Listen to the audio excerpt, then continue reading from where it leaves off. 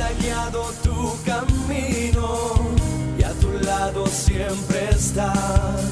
Sus promesas cumplirá y a su tiempo lo verás. Eres parte del pueblo de Dios, Él te levantará, te restaurará y tu victoria llegará. Fuiste llamado y escogido, a su voz has respondido. Es tiempo de creer. Centro Victoria, nacimos para vencer. Les decía, vea qué curioso cómo es el Señor, que cuando uno se hace viejo, como se le olvidan las cosas. Y hacía media hora me habían recordado y ya se me había olvidado.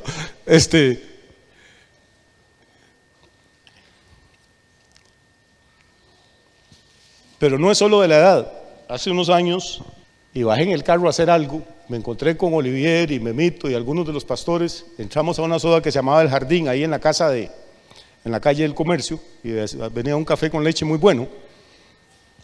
Y bueno, nos tomamos un café, hablamos no sé qué algo de la iglesia, nos fuimos a sentar al parque un rato y nos despedimos, cada uno iba para su casa. Y cuando yo llegué a mi casa iba sudado, cansado, y al rato de estar en la casa yo digo, pero qué raro, me siento tan cansado, tan sudado. Y me acordé, digo, si yo bajé en carro y empezar a hacer números, a ver dónde había olvidado el carro.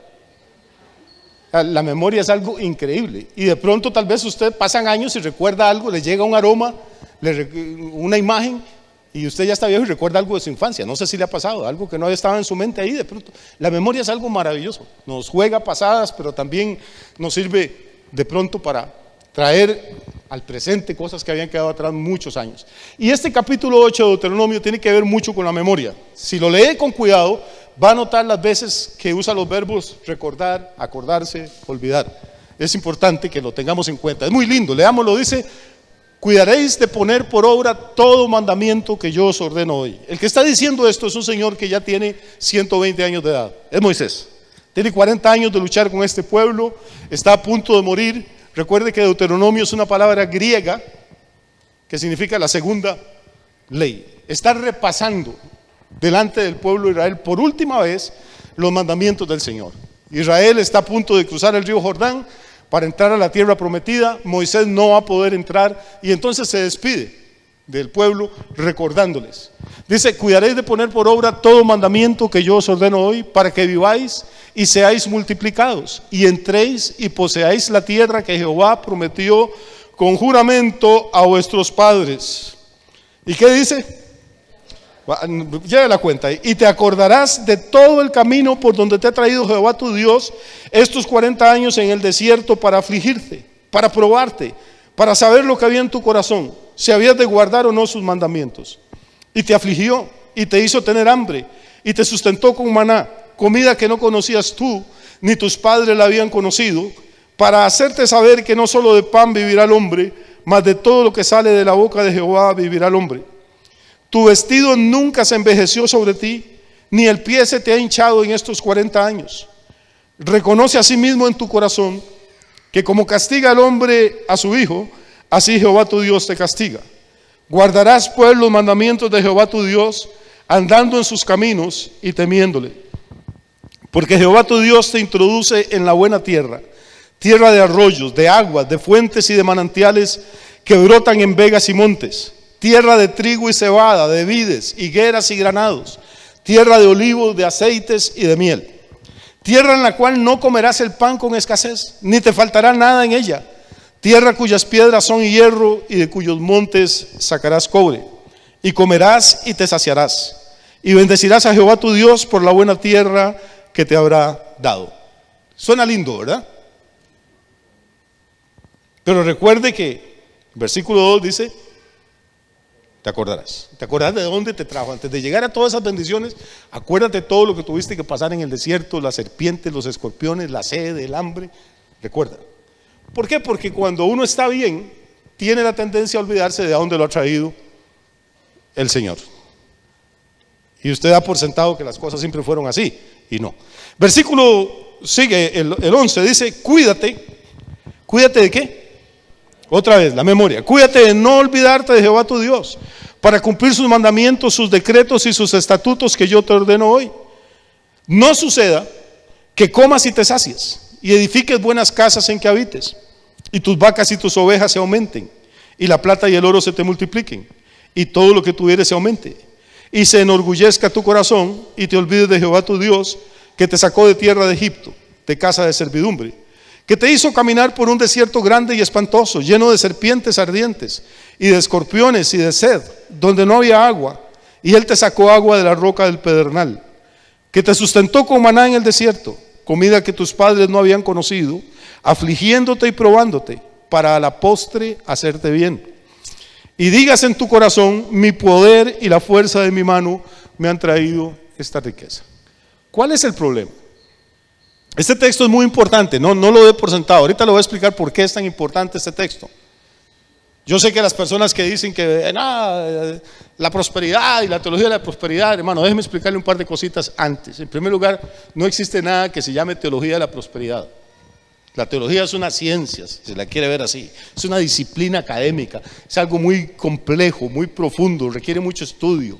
Lo que la gente llama teología de la prosperidad son 4 o 5 tipos ahí deshonestos que pegan 4 gritos y le mienten a la gente y le venden aguas de colores y le ofrecen milagros y dicen que si les regalan plata a ellos se van a hacer millonarios. Eso no es teología, eso es sinvergüenzada.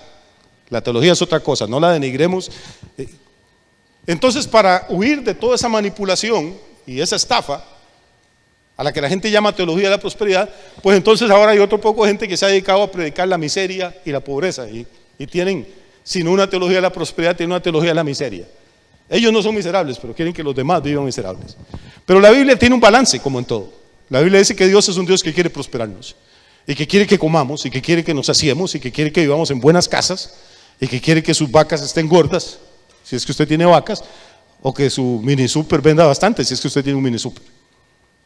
¿Cuál es el problema? El problema es que Moisés, que tiene 120 años y ha visto mucho y conoce a su gente, dice: el problema con ustedes es que puede que se llenen de orgullo cuando estén bien y empiecen a atribuirse a ustedes mismos el éxito y a decir: es mi fuerza, mi inteligencia, mi tenacidad son las que me han traído toda esta bendición, y entonces ustedes van a terminar olvidándose de que realmente fue el favor de Dios el que los bendijo.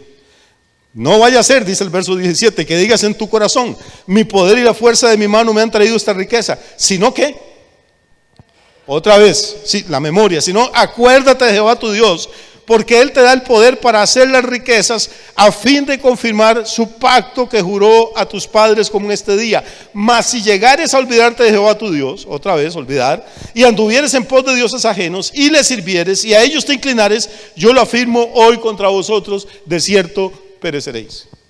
Note que hay todo un ejercicio de memoria. No se olviden, recuerden.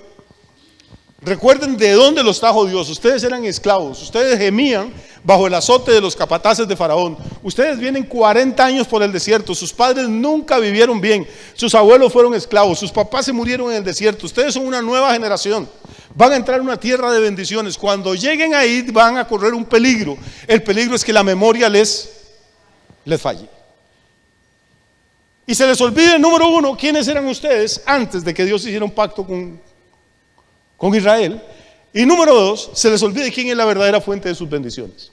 ¿Y por qué le digo que este texto, del que casi nadie habla hoy en día, porque no quieren hablar de prosperidad?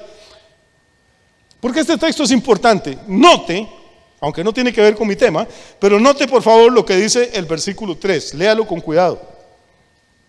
Yo sé que tal vez algunos ya lo detectaron. Dice: te afligió, te hizo tener hambre y te sustentó con maná, comida que no conocías tú, ni tus padres la habían conocido, para hacerte saber que no solo de pan vivirá el hombre, mas de todo lo que sale de la boca de Jehová vivirá el hombre. ¿No les suena conocido ese texto? Es justamente lo que Jesús le dijo a Satanás cuando lo tentó en el huerto, después de 40 días de ayuno, Jesús tenía hambre y el diablo le dijo: ¿por qué no le dices a estas piedras que se conviertan en pan si eres el Hijo de Dios? Y Jesús le dijo: vete, Satanás, porque escrito está, no solo de pan vivirá el hombre, sino de toda palabra que sale de la boca de Dios. ¿Dónde estaba escrito eso? Estaba escrito justamente en Deuteronomio 8, no hay otro texto. Quiere decir que el Señor Jesús manejaba este capítulo de memoria.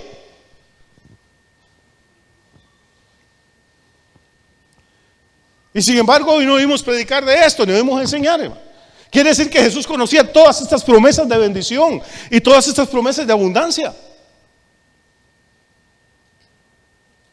y las utiliza como un arma contra el enemigo. Así que eso es como mi introducción esta mañana. Necesitamos un balance entre la falsa prosperidad esa que le quieren vender a usted ahí, manipulándolo y vendiéndole cosas y cachivaches. Hoy en día hay predicadores que venden bufandas benditas, pañuelos benditos, chapos bendecidos, hermano, y después critican a la iglesia católica. Y lo peor no es que haya predicadores que los vendan, es que hay evangélicos que los compran.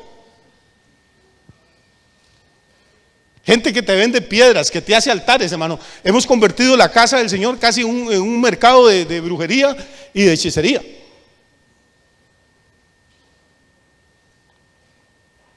Gente que va a Israel y compra un montón de souvenirs y llaveros allá de madera y viene y los vende a las iglesias, y que vienen bendecidos porque son llaveros hechos con olivos del monte de los olivos donde Jesús lloró, hermano. Y la gente se vuelve loca pagando cientos de dólares por una cosa que vale 50 centavos. ¿Por qué ocurre eso? Porque las personas no conocen la palabra de Dios, hermano, porque vivimos en una ignorancia terrible. Usted no puede vivir de lo que yo predico, usted tiene que vivir de lo que conoce usted de la palabra de Dios y lo que el Espíritu Santo le muestra a ustedes. Yo me puedo equivocar, yo puedo cometer errores, yo puedo fracasar en cualquier momento y tratar de engañarlo y manipularlo a usted. Usted no puede vivir de lo que yo creo, tiene que vivir de la palabra que sale de la boca de Dios para usted.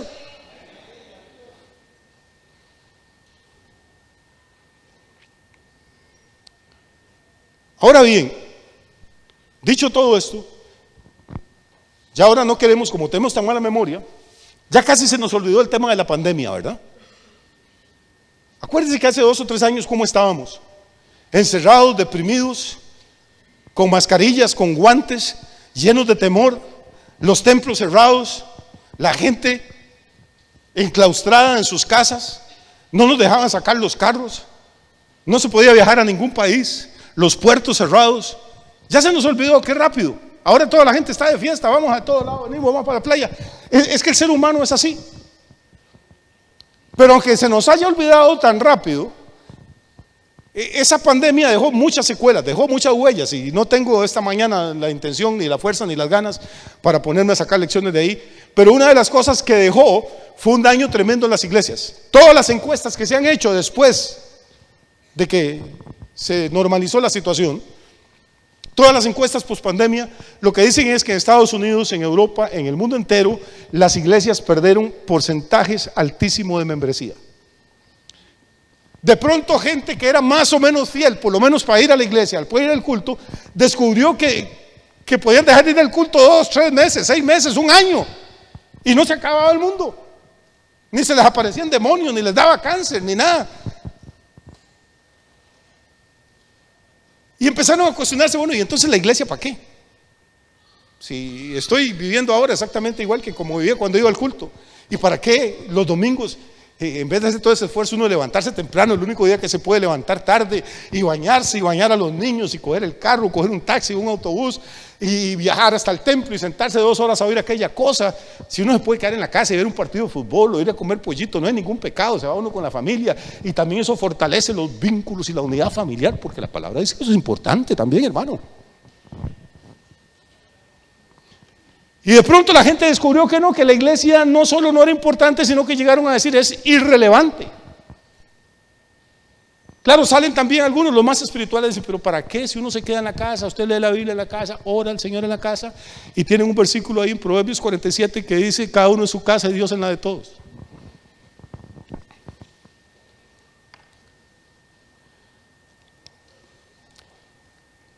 Y a mí lo que me parece es que todo esto es un ejercicio de pésima memoria.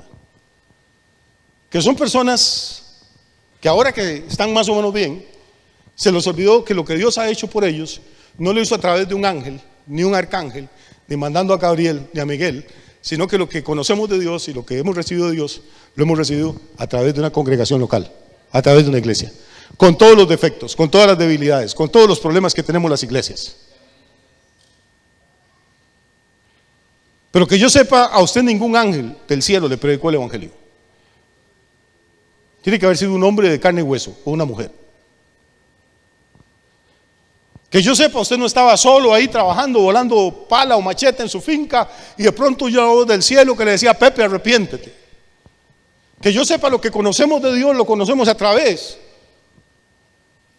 de las iglesias, a través de hombres y mujeres de Dios que se han sacrificado, que se han esforzado, que han dado años de su vida para que otros puedan conocer el mensaje del evangelio. Pero cuando viene esta pandemia y se cierran las congregaciones, entonces lo que surge es: bueno, pero no me morí, no me pasó nada, aquí estoy exactamente bien, y mi memoria me empieza a traicionar. Y así como se nos ha olvidado lo feo que fueron hace 2 o 3 años, se nos ha olvidado también lo feo que era nuestra vida hace 5, 10, 15 o 50 años cuando no conocíamos a Cristo. Y se nos ha olvidado dónde podríamos estar hoy si no hubiera sido por lo que el Señor ha hecho en nosotros. Y yo sé, lo ha hecho a través del Espíritu Santo, lo ha hecho a través de Cristo, lo ha hecho a través de la palabra. Pero ¿dónde aprendió usted de todo eso? ¿En la universidad, en el colegio, en la escuela, o lo aprendió en la iglesia?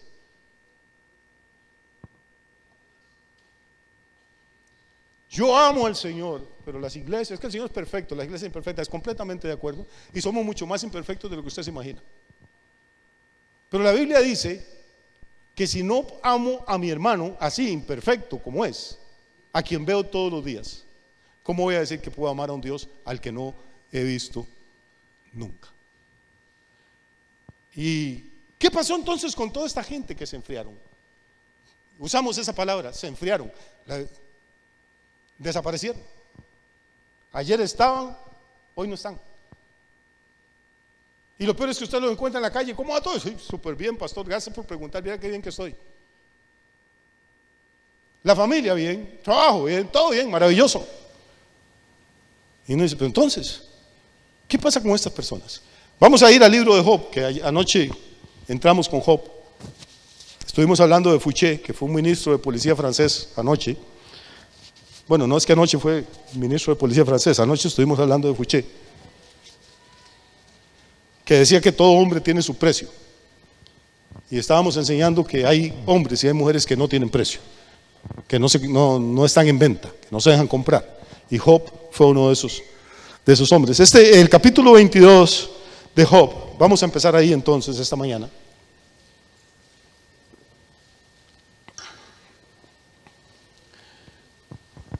Elifaz, que vivía en Temán, una región del Oriente Medio, era un amigo de Job que llegó ahí en su crisis a hablar con él. El versículo 1 al 3, vamos a leer, por favor.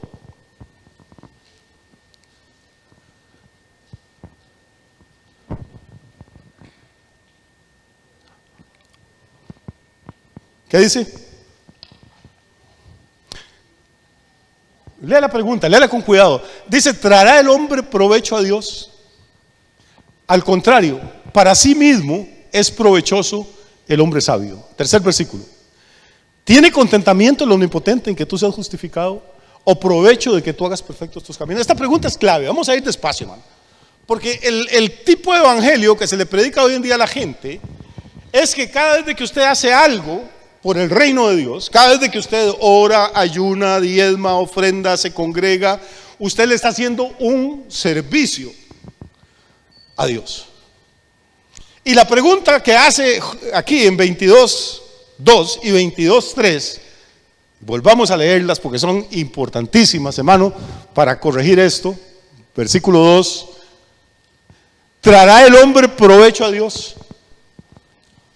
Al contrario, para sí mismo es provechoso el hombre sabio. Déjeme decirle, si yo predico o no predico, Dios sigue siendo Dios. Si yo me congrego o no me congrego, Dios sigue siendo santo, inteligente, omnipresente, omnipotente. Si yo diezmo o no diezmo, Dios sigue siendo el dueño del oro y de la plata. ¿Estamos de acuerdo con esto o no? Entonces lo que yo haga no le está trayendo ningún provecho a Dios.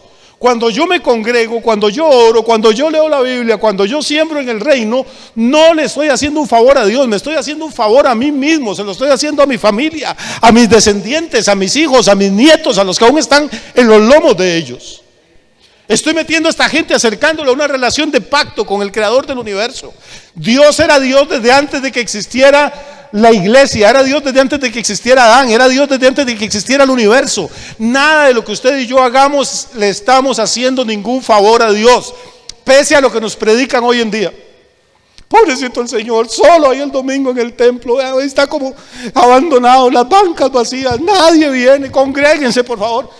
Y entonces la gente dice, sí, por esto el Señor le voy a ir a ayudar. No, hermano, para sí mismo es provechoso el hombre o la mujer sabia. Cada vez que hacemos algo en el mundo espiritual para extender el reino de Dios, lo que estamos haciendo es traer provecho sobre nosotros mismos, no para Dios. Y lea el versículo 3, si no me quiere creer. Dice, ¿tiene contentamiento el omnipotente en que tú seas justificado? ¿Qué gana Dios con que usted se salve? ¿O qué pierde con que una persona se vaya al infierno?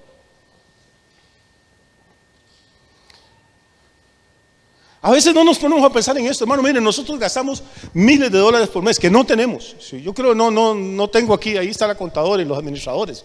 Yo estoy seguro que en este momento, si usted escarba las cuentas nuestras del banco, no creo que tengamos $2,000 guardados. Una iglesia tan grande después de 44 años.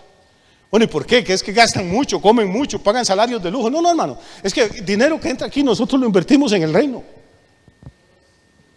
Va para Venezuela, va para el África, va para donde tenga que ir, hermano, donde haya gente que necesite el evangelio. Y déjeme explicarle una cosa: ¿en qué nos beneficia a nosotros que se convierta un venezolano o que no se convierte y que vaya al infierno si ni siquiera sabíamos que existía? ¿En qué me beneficia a mí que en Uganda, hermano, alguien se ponga un par de tenis que nosotros mandamos a un precio carísimo hasta allá, o que ande todo el resto de la vida a pata pelada si me voy a morir y nunca lo voy a conocer? ¿En qué le beneficia a Dios si una persona se salva o se condena, hermano? ¿Qué provecho tiene para Dios que yo sea justificado? Como si yo fuera a cambiar la historia del universo. Ninguno, hermano. Cuando una persona se arrepiente y acepta a Cristo, el principal beneficio, el principal provecho es para el que se convierte, porque pasa de muerte a vida. Dios era Dios antes de que usted se convirtiera y sigue siendo Dios después de que usted se convirtió, hermano. El beneficiado es usted. Dice, ¿qué provecho tiene Dios de que tú hagas perfectos tus caminos? Si usted sale de aquí del culto de oírme a mí y se decide emborracharse hoy, tomarse unas 8 o 10 cervezas bien frías, de esas que tienen un chorro de espuma y se ve dorado aquello y la jarra le suda a uno, con este calor, si usted decide ahogarse en cervezas, Dios sigue siendo Dios. Y si decide irse para su casa y sacar la Biblia y dice, voy a revisar los versículos que dijo el pastor, mi amor, venga, sentémonos y los comparamos, igual Dios sigue siendo Dios. Nunca le podemos hacer un beneficio al Señor. Todo lo que hacemos, y este es mi punto, y creo que es el punto de Job 22, todo lo que hacemos a nivel espiritual es al final beneficioso para nosotros mismos. Entonces no debemos decir, y sí, es que las iglesias bajaron, o las ofrendas bajaron en las iglesias, o los misioneros tuvieron que regresar de los campos de misión, pobrecitos, vamos a hacer algo para ayudar. No, hermano. Ni siquiera venimos a la iglesia para ayudar, venimos para ayudarnos a nosotros mismos. Hoy, lamentablemente, como la gente nunca entendió esto, hoy las iglesias tienen que dedicar personal, recursos, tiempo y trabajo, no tanto a ganar a los inconversos, sino a recoger a los que conocieron y andan esparcidos.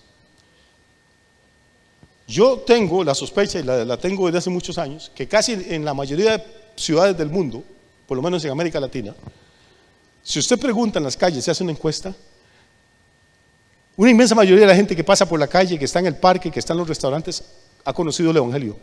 Fueron miembros de una iglesia alguna vez, muchos hasta fueron bautizados y algunos hasta predicaron. Y estoy casi convencido de que hay más gente que conoció a Cristo afuera de las iglesias que la que va quedando adentro. Entonces, en vez de ir a predicarle, gastar tiempo, dinero, recursos en predicarle al que nunca ha tenido la oportunidad de oír el mensaje de salvación, al que nunca ha oído hablar del poder de la sangre de Cristo, al que nunca ha sido libertado de las cadenas del diablo, tenemos que ir a hablarle a gente que fueron diáconos, hermano, a gente que pasaron 5, 10, 15 años calentando una banca en una iglesia, pero que me resentí, que me desanimé, que me enfrié, que la pandemia, que el pastor, que el hermano, que el vecino, y que tienen un montón de excusas. Y no, es que yo estoy resentido, no vuelvo, pastor, a mí ni me rueguen porque no vuelvo. Hombre, ¿pero quién es usted para que tengan que rogarle? Si usted no le va a hacer ningún favor al Señor viniendo, hermano, discúlpeme si lo estoy hiriendo, pero es que ese es mi propósito. Usted no le va a hacer ningún favor al Señor viniendo. No importa si usted era el predicador más elocuente del mundo, no importa si era el diácono más servicial. Si usted se apartó, el que está mal es usted, hermano, no el Señor, no la iglesia. Las iglesias, bien que mal, van a seguir funcionando por la misericordia de Dios. El que tiene que arreglarse es usted.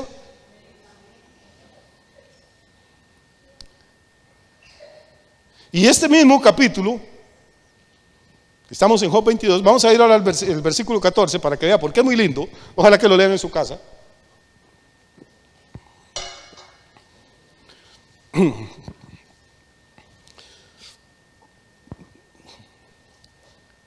Dice: las nubes le rodearon y no ve, y por el circuito de los cielos se pasea. Verso 15. ¿Quieres tú seguir la senda antigua que pisaron los hombres perversos? O sea, la pregunta que se le está haciendo a esta gente es: hermano, ¿qué es lo que usted quiere en la vida entonces? Bueno, no quiere nada con Dios, no quiere nada con la iglesia, porque las iglesias están llenas de gente imperfecta, hipócrita. Tiene usted toda la razón, toda la razón. Alguna de la gente más hermosa y linda que yo he conocido en mi vida la he conocido en las iglesias cristianas, y alguna de la gente más desagradable que he conocido la he conocido en las iglesias cristianas también, y no tengo ningún temor de decir esto. Pero dígame una cosa: cuando Jesús murió en la cruz, cuando Él dijo yo voy a edificar mi iglesia, ¿sabía Jesús que su iglesia se iba a contaminar o no lo sabía? ¿No dijo Él que el reino era como una red que se echa en el mar y saca toda clase de peces? En una iglesia, por más cristiana que sea, por más sana doctrina que tenga, siempre va a haber toda clase de peces. Va a haber peces buenos, atunes de aleta amarilla, hermano, va a haber róbalos, va a haber pargo colorado, va a haber cuchizapos. No hay forma de escapar de esto. No dijo que el reino era como un hombre que sale a sembrar y siembra trigo, y en la noche viene su enemigo y siembra cizaña, y que crecen juntamente la cizaña con el trigo. ¿Usted cree que el enemigo está engañando a Jesús? ¿Usted cree que Jesús murió engañado, creyendo que iba a tener una novia impecable, una iglesia perfecta? Él sabía perfectamente, hermano, la clase de tusa con la que se rascaba. Él nos conoce. Y aún así, por esta iglesia, con todos sus defectos, con todas sus debilidades, con todos sus problemas, Él da su sangre en la cruz del Calvario. Nadie le quita la vida. Dice: yo tengo poder para darla y tengo volver para poderla volver a tomar. Cuando yo oigo la gente hablando, es que las iglesias, déjeme decirle cómo sería el mundo sin las iglesias. Usted pudo ir a la universidad, por lo menos, aunque fuera a dejar almuerzo, pero fue. Déjeme decirle que si alguna vez fue a una universidad, es porque hubo iglesia. Porque todas las universidades que existen en el mundo, vaya a Oxford, Cambridge, Yale, todas nacieron de iglesias. Nunca hubo una asociación de ateos que fundaron una universidad. Todas nacieron de iglesias. Si usted sabe medio leer y escribir, sabe leer y escribir, porque hombres que amaban a Dios y temían a Dios durante siglos, cuando hasta los reyes no sabían ni poner la firma y eran analfabetos, esos hombres copiaban a mano las sagradas escrituras y enseñaban a leer a otra gente. Culturas enteras, continentes enteros han sido ganados donde la gente era caníbal. Han ido a morir los misioneros para predicar a Cristo, y usted va a esas ciudades hoy, hay calles, hay rascacielos, hay escuelas, hay cultura. ¿Sabe por qué? Porque hubo, antes que nada, hubo iglesia.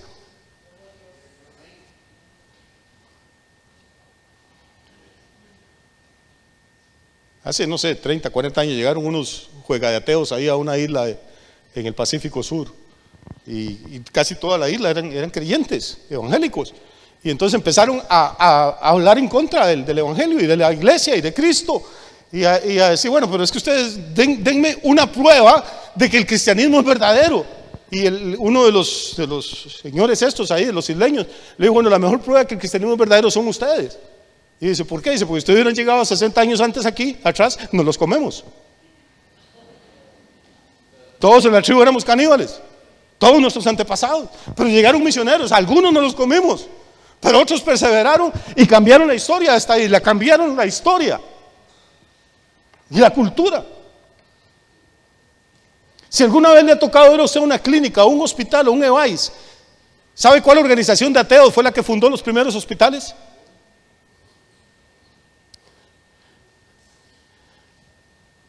Cuando había peste, cuando no había mascarillas, cuando la gente moría como moscas en toda Europa, ¿usted cree que eran los ateos y los incrédulos que cuidaban a los enfermos, los que se contagiaban y morían apestados también? No, eran hombres y mujeres que tenían fe en Dios, hermano, en un Dios de amor, en un Dios de misericordia. Usted puede hablar lo que le parezca de las iglesias, pero trate de imaginarse cómo sería el mundo si no hubiera iglesias.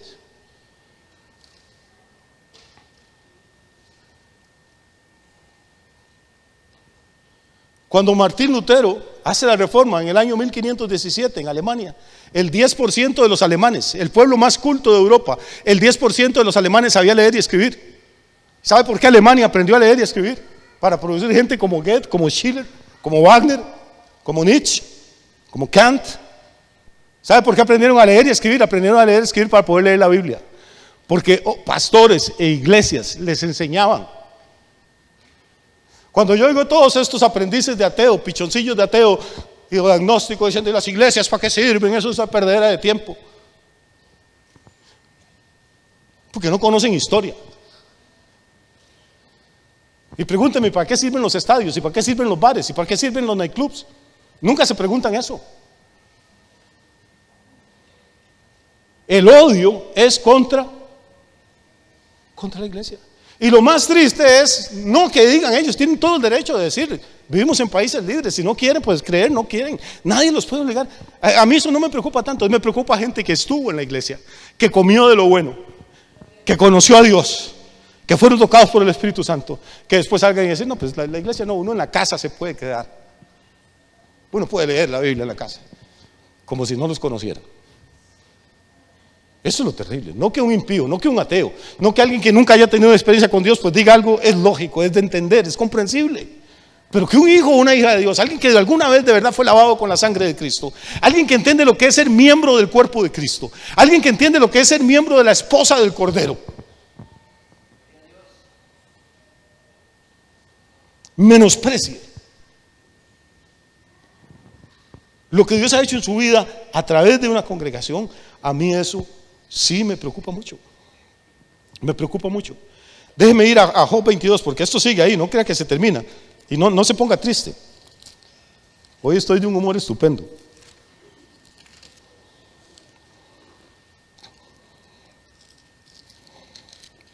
¿Siguen conmigo? Muy bien. Dice, estábamos en el versículo 15, ¿verdad? ¿Quieres tú seguir la senda antigua que pisaron los hombres perversos, los cuales fueron cortados antes de tiempo, cuyo fundamento fue como un río derramado? Porque ellos le decían a Dios, apártate de nosotros. ¿Le decían a Dios qué? Apártate de nosotros. Y pregunta, ¿y qué les había hecho el Omnipotente? Les había colmado de bienes sus casas. ¿Recuerda cómo empezamos con Deuteronomio 8? No sea que cuando tus casas estén llenas de bienes y de bendiciones se te olvide quién fue el que te dio el poder para hacer las riquezas, quién te trajo hasta aquí, quién te bendijo. Así que Dios les colmó de bienes sus casas. Entonces estas personas le dicen a Dios, apártate de nosotros. Ya no nos interesa. No es que Dios se apartó de ellos, es que ellos se apartan del Señor. Y mi pregunta es, ¿cómo se puede uno apartar de Dios si Dios es espíritu y está en todos los lugares, es omnipresente? ¿Cómo se aparta uno de Dios? Bueno, es mi opinión, puedo estar equivocado. Pero Jesús dijo una vez, donde quiera que haya 2 o 3 reunidos en mi nombre, ahí estoy yo, en medio de ellos. La pregunta es, Jesús dice, donde hay 2 o 3, ahí estoy yo, ¿sí? Y si no hay 2 ni 3, si hay solo uno, estará el Señor, ¿sí? Porque es omnipresente. Entonces, ¿por qué dice que es importante que haya 2 o 3? Porque cuando hay 2 o 3 está Él, pero está de una manera especial. Es como cuando la Biblia dice, mirad cuán bueno y cuán delicioso es habitar los hermanos juntos en armonía. ¿Por qué? Dice, porque ahí envía el Señor bendición y vida eterna.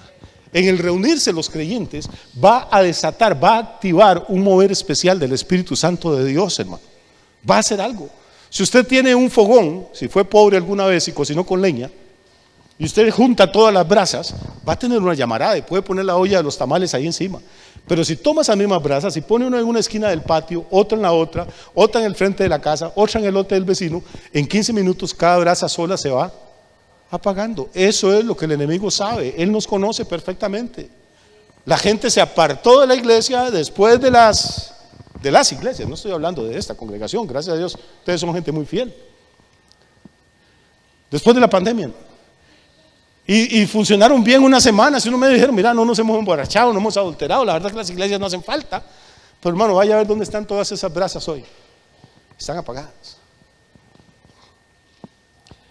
Iglesias que habían comprado lotes para construir, iglesias que tenían lote e hipotecaron para comprar templo. Hermano, la venta de templos que hubo en Estados Unidos fue catastrófica. Lugares que eran para darle culto a Dios hoy son bares, almacenes, salones de patines, porque las iglesias no pudieron hacerle frente. ¿Por qué? Porque cada hermano estaba muy bien en su casa. Cuando la gente le dice a Dios, apártate, no es Dios, apártate. Lo que están diciendo es al lugar donde Dios se manifiesta y se revela, a la iglesia, apártate. No quiero.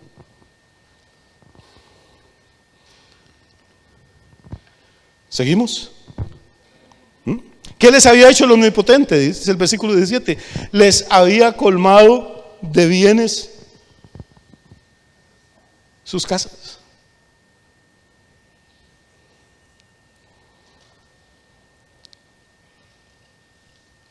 ¿Y qué habríamos que hacer? Repito, este capítulo es espectacular. ¿Cuál sería la respuesta a todo esto? Bueno, el versículo 21 dice: vuelve ahora en amistad con él y tendrás paz. ¿Y por ello qué? ¿Qué me va a pasar a mí cuando vuelvo en amistad con Dios? Con ese Dios al que había menospreciado, había dejado, al que había descuidado. Dice, me va a venir bien, a mí, no a Dios. Y voy a tener paz. No Dios, Dios está en paz. Voy a tener paz. Yo. Esto es un problema de memoria, hermano. Es de olvidar. Yo les he dicho otras veces, hay cosas en mi vida, en mi pasado, que yo quisiera poder olvidar. Hay cosas que no me producen ninguna satisfacción, ningún placer. Hay cosas que me avergüenzan, que yo quisiera no haber caminado por ese sendero nunca, pero caminé y no puedo echar el reloj para atrás. Pero lo que sí puedo hacer es usar ese mismo ejercicio de memoria y decir, ¿dónde estaría yo si Cristo no me hubiera agarrado a medio camino? ¿Dónde estaría si alguien no me hubiera predicado el evangelio? Y oí el evangelio en un templo y lo oí predicar por un predicador malo, un viejito gringo que tenía una pésima pronunciación, pero que tenía un amor extraordinario por las almas, hermano, y que a pesar de todas sus limitaciones quiso compartir a Cristo conmigo, oró por mí. Y vuelvo a ver para atrás.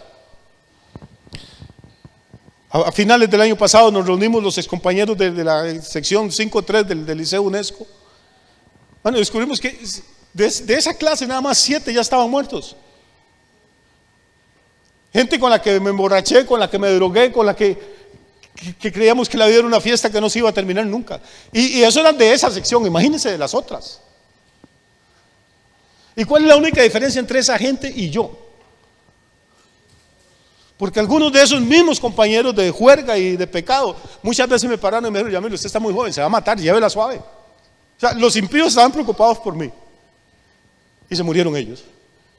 ¿Cuál es la diferencia, hermano? Si yo era peor que ellos. La diferencia es que alguien me predicó el mensaje del evangelio. Alguien me predicó que mi vida tenía valor, que mi vida podía tener propósito,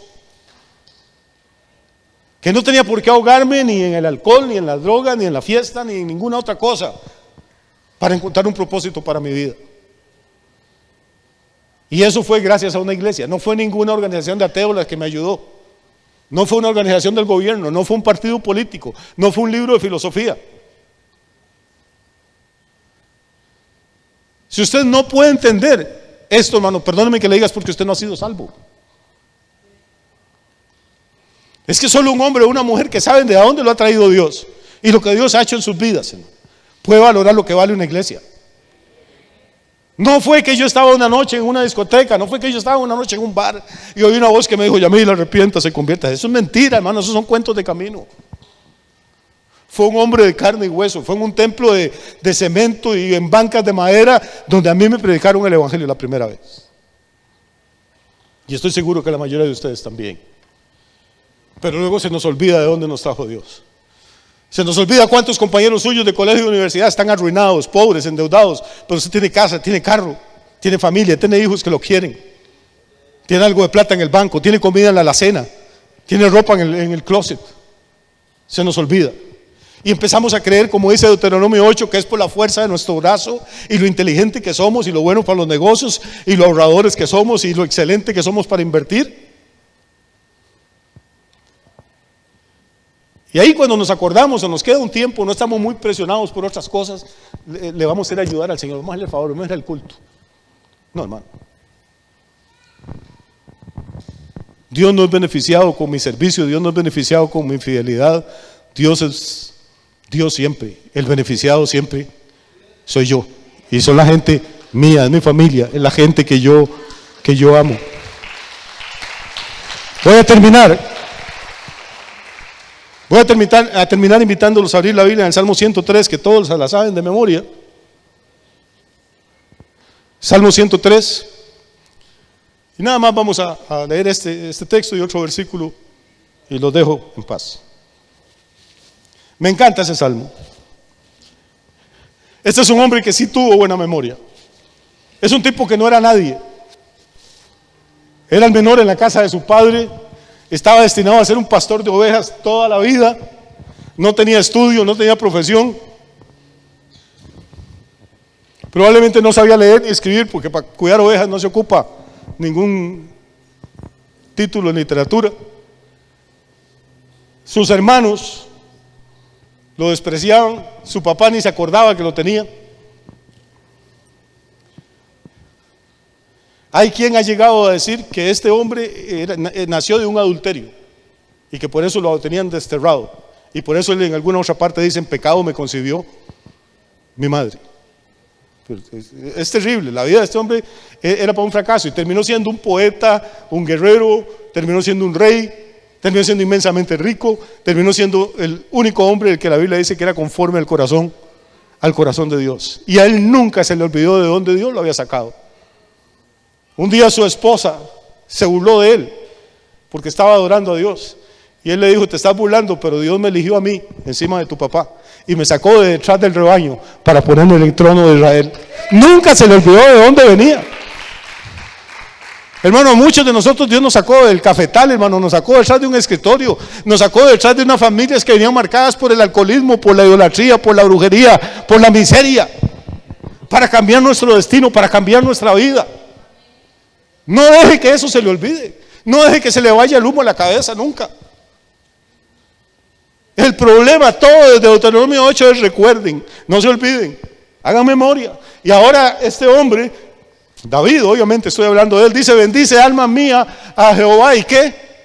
¿Y qué? Lo mismo que Deuteronomio 8, no olvides. Vea que es un problema de memoria. Bendiga todo mi ser su santo nombre. Bendice alma mía a Jehová y no olvides ninguno de sus beneficios. Son tantos que se nos pueden olvidar. Y empieza a enumerarlos. Él es quien perdona todas tus iniquidades. Pregunta: ¿qué son iniquidades? ¿Cuántos pecados le ha perdonado Dios a usted? Todos.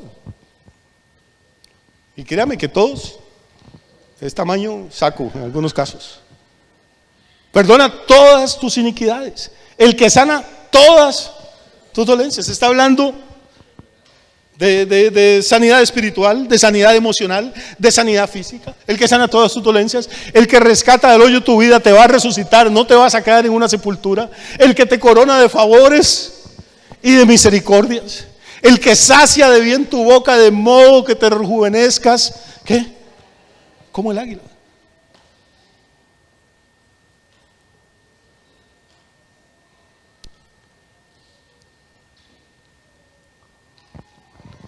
Como David tenía buena memoria, Dios lo puso en un lugar de eminencia. Dios fue añadiendo cosas a David. Cada día le añadía más hombres, más guerreros, más riquezas, más influencia. Y a pesar de que David iba ensanchando su territorio y su influencia y su poderío y sus riquezas, nunca se olvidó quién era el que lo estaba bendiciendo. Y cuando usted tiene buena memoria, Dios le va a seguir incrementando las bendiciones. Dios va a seguir ensanchando su territorio. Dios va a seguir bendiciendo su ministerio. Nunca se olvide.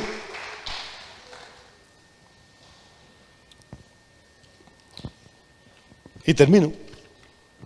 Porque esto no es un mal nuevo, ni es producto de la pandemia, todo ese famoso enfriamiento.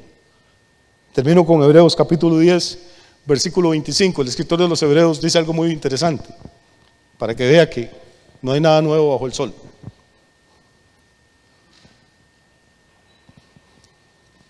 ¿Qué dice?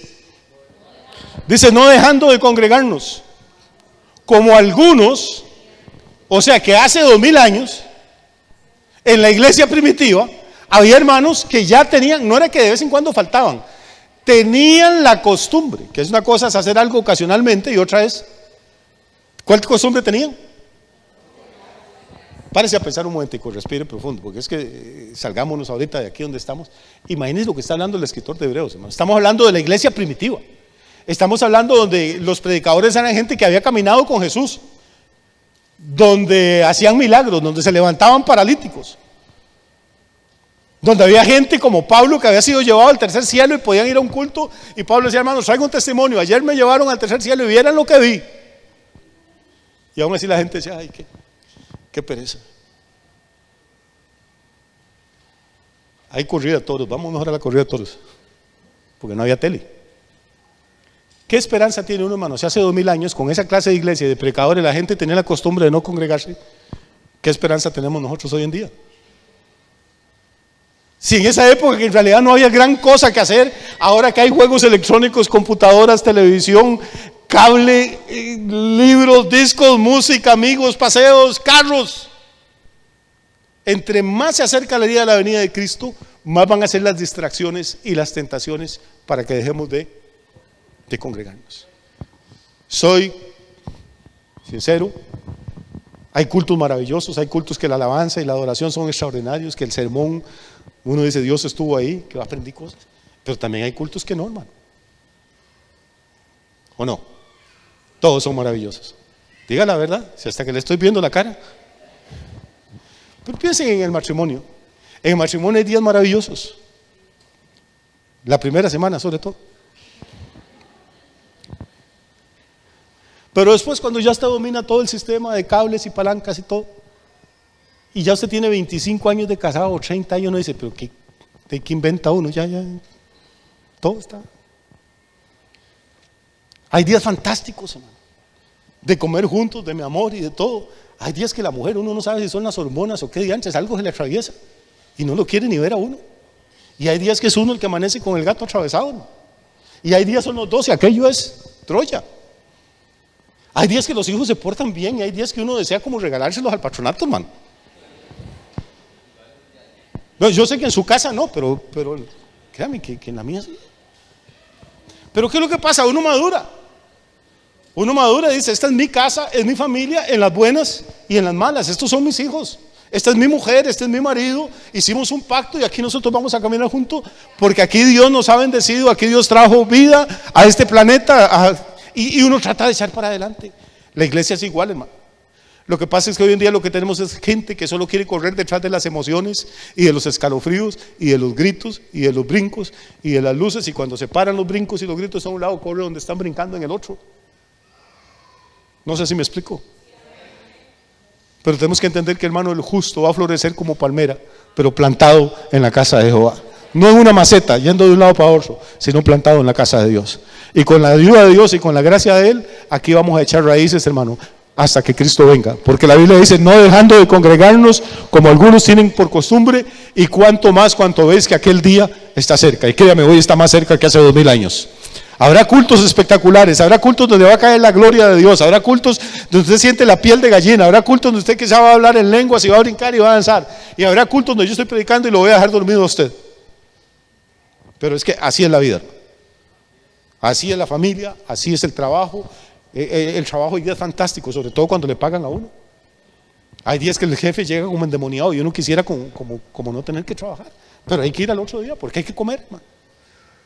Tenemos que aprender a no ser niños, sino a ser hombres y mujeres agradecidos con Dios, de buena memoria, que recordamos de dónde nos trajo Dios, que recordamos dónde nos ha bendecido Dios y que entendemos que cada día la venida de Cristo está más cerca y que a pesar de todas las distracciones vamos a permanecer firmes, porque al permanecer no le hacemos un favor a Dios, sino que nos estamos haciendo un favor a nosotros mismos y a nuestra familia. Que Dios les bendiga, que tengan una semana muy, muy linda.